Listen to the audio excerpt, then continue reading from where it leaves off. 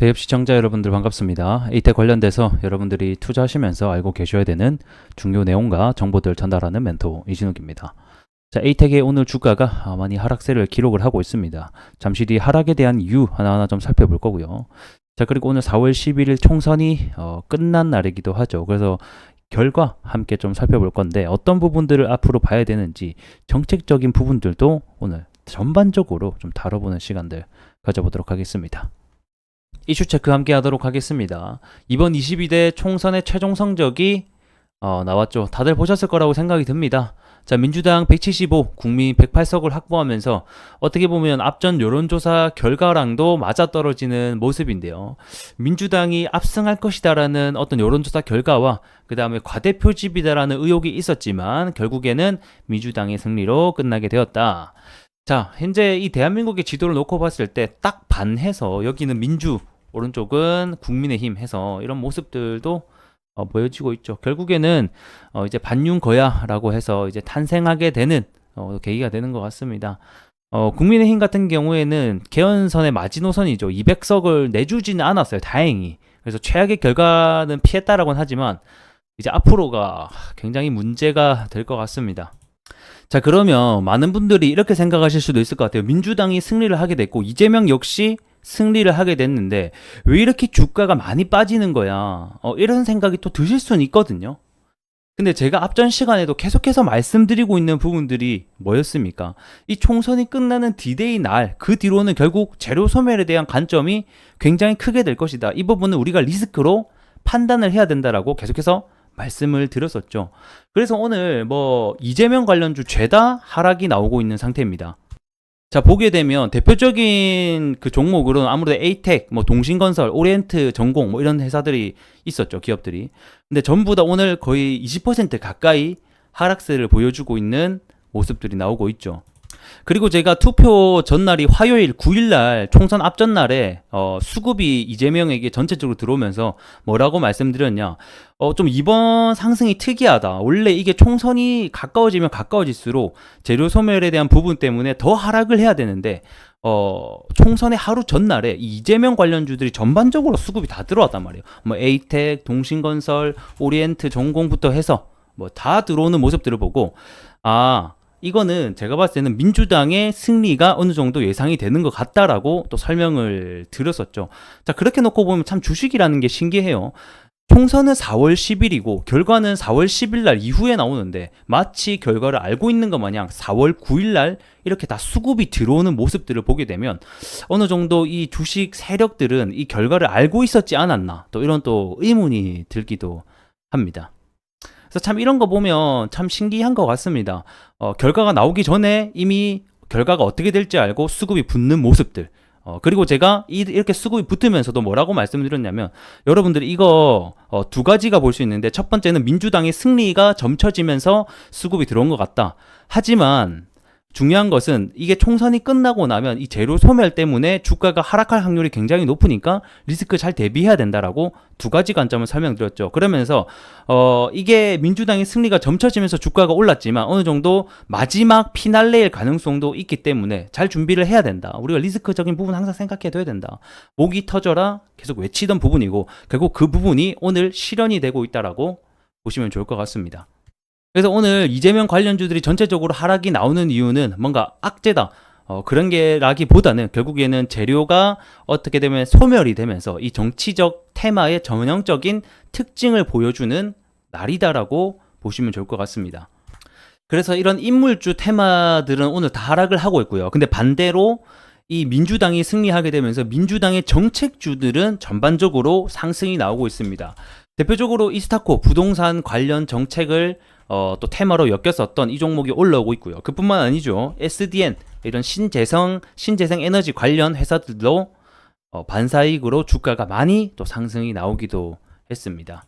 자, 그러면 우리가 이제 앞으로 봐야 되는 것은 이 인물주 투자하고 계신 분들이라고 하더라도 이 민주당의 정책 관련주가 앞으로 더 힘이 실릴 가능성이 높겠죠. 반대로 국민의힘이 지금까지 추진했던 정책들은 아무래도 이 국회를 통과할 가능성이 희박해졌기 때문에 어쩌면 악재로도 볼 수 있을 것 같습니다. 그러면 이런 정책들이 뭐가 있는지 이제 이 부분 우리가 봐야 되거든요.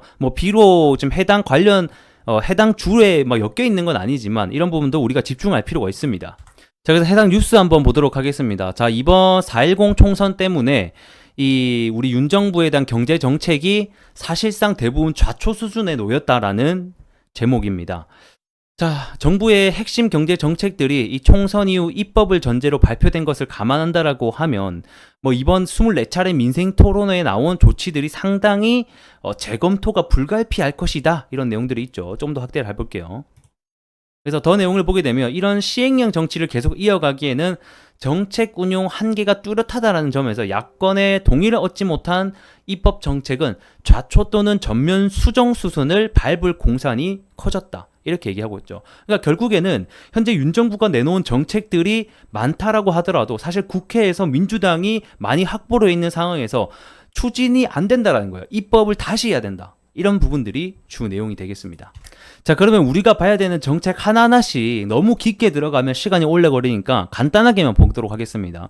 일단 국민의힘 윤석열 대통령은 사실상 우리가 주식인들이라고 하면 금투세를 봐야 되겠죠. 이 금융투자소득세라고 하는 게 이 폐지를 위한 부분을 국민의힘이 주장을 했었고, 이 민주당은 그렇지 않다, 이거는 추진을 해야 된다라는 입장을 가지고 있습니다. 그래서 보게 되면 이 더불어민주당은 이런 금투세 폐지에 대해서 부정적인 입장을 내놓는 모습을 보여지고, 이 금투세 윤 정부 같은 경우는 폐지를 해야 된다라고 하는 게 두 가지의 입장이 있습니다.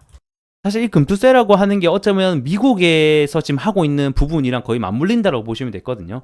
그래서 이런 주식의 양도 차익에 대해서 5천만 원 이상이 된다라고 하면 22%의 과세를 매기는 게 주요 골자 내용이 됩니다, 이 금투세에.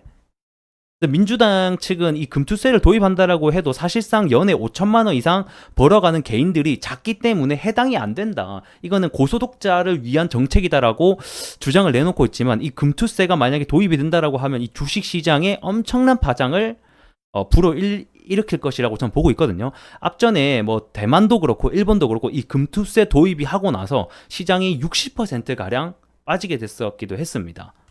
그래서 어쨌든 간에 이런 부분에 있어서는 이 우리 주식인의 입장에서는 좀 부정적인 악재로 받아들일 수밖에 없는 부분이 아닐까라고 보고 있습니다.